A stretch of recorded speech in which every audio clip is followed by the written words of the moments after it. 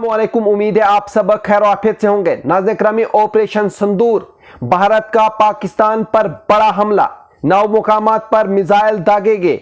आप देख रहे हैं मेरे यूट्यूब चैनल और मैं हूं आपके साथ मोहम्मद बाबर। रात की तारीकी में जब दुनिया सुकून से नींद की वादियों में खोई हुई थी, जनूबी एशिया की फिजाओं में एक नई हलचल ने जन्म लिया। भारत ने अपने वादे के मुताबिक एक बड़े और संजीदा अस्करी कदम का आगाज किया, जिसे ऑपरेशन सिंदूर का नाम वो दिया गया। यह कार्रवाई पाकिस्तान और पाकिस्तान के ज़ेर इंतजाम कश्मीर में वाक़ा दहशतगर्दी के उन मराकिज पर की गई जिन्हें भारत में हुए हालिया खूनी हमले का मंबा तस्वुर किया जाता था। या नाजरीन, चंद रोज कबल जम्मू कश्मीर के इलाका पहलगाम में एक हौलनाक दहशतगर्द हमला हुआ, जिसमें 25 भारतीय शहरी और एक नेपाली बाशिंदा जान की बाजी हार गए। भारत ने इस हमले को कौमी विकार पर हमला करार दिया और वजीर आजम से लेकर फौजी क़यादत तक ने यह वादा किया कि खून का हिसाब खून से वो लिया जाएगा।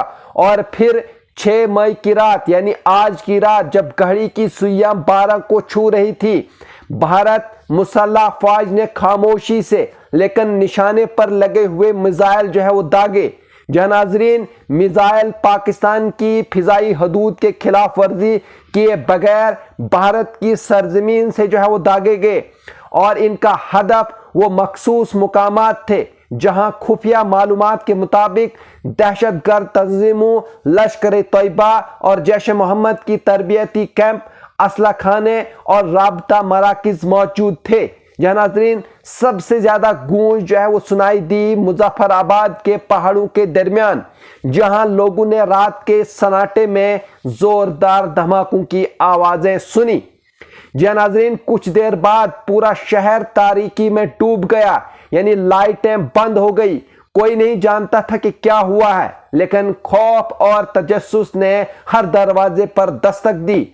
बाद में खबर आई कि वो इलाका जो कभी लश्कर तैयबा के जेर इस्तेमाल रहा है, अब मलबे का ढेर बन चुका है। नाजरीन, इसी तरह से कहीं ना कहीं पाकिस्तान में वो खौफ और हिरास वो फैला हुआ है। पंजाब के शहर बहावलपुर में एक मदरसा कहा जा रहा है कि जैश मोहम्मद से मुंसलिक था, और कोटली, जहां माजी में दहशतगर्द सरगर्मियों की इतलात सामने आई थी, भारत के निशाने पर आए। इन हमलों की तस्दीक न सिर्फ पाकिस्तानी फौज ने मुकामी मीडिया को दी, बल्कि तुर्क नशरियाती इदारे TRT और न्यूयॉर्क टाइम्स ने भी आलमी सतह पर इस खबर की तौसीक की है। नाजरीन, इस वक्त कहीं ना कहीं खौफ की फिजा वो छाई हुई है। भारत की जानिब से जारी किए गए मुख्तसर मगर अहम बयान में कहा गया है कि इन हमलों का मकसद दहशतगर्दी के ढांचों को खत्म करना था, न कि पाकिस्तान की फौजी तनसीबात को निशाना बनाना।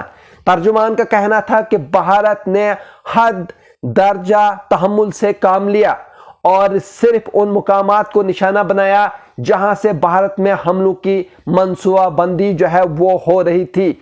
नाजरीन, इस वक्त काफी खौफ और हिरास फैला हुआ है। इस कार्रवाई को जंग की शुरुआत नहीं, बल्कि एक एहतियात और इंसाफ पर मबनी कदम करार दिया गया है। भारतीय फौज के बयान में कहा गया कि यह अमल इंतहाई निपातुला और महदूद था और इसका मकसद सिर्फ दहशतगर्दी को निशाना बनाना था, न कि रियासत पाकिस्तान को।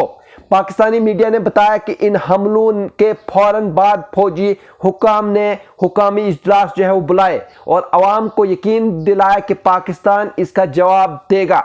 लेकिन इस वक्त तक भारत अपना पैगाम दे चुका था, एक खामोश लेकिन ताकतवर पैगाम कि पहलगाम के बेगुनाह शहरियों के खून को रायगा नहीं जाने दिया जाएगा। नाजरीन, मैं आपको बता दूं, सोशल मीडिया पर इस कार्रवाई की खबर जंगल में आग की तरह वो फैल गई। भारतीय फौज के तर्जुमान ADGPI ने सिर्फ एक हमला लिखा। उन्होंने कहा कि इंसाफ फरहम किया गया, जय हिंद। अब दुनिया की नजरें जो है इस्लामाबाद और नई दिल्ली पर जमी हैं कि क्या यह कार्रवाई एक नई जंग की शुरुआत है या दहशतगर्दी के खिलाफ एक फैसला कुन पैगाम। यह तो वक्त ही बताएगा, लेकिन एक बात तय है, पहलगाम के जख्मों ने एक पूरे मुल्क को झंझोड़ कर रख दिया था और इसका जवाब तारीख के सफात में ऑपरेशन सिंदूर के नाम जो है वो दर्ज हो चुका है। या नाजरीन, अगर आप इस तरह के और भी न्यूज देखना चाहते हैं तो आप हमारे चैनल को सब्सक्राइब कर सकते हैं, लाइक कर सकते हैं और शेयर कर सकते हैं। मुझे दीजिए इजाजत, शुक्रिया।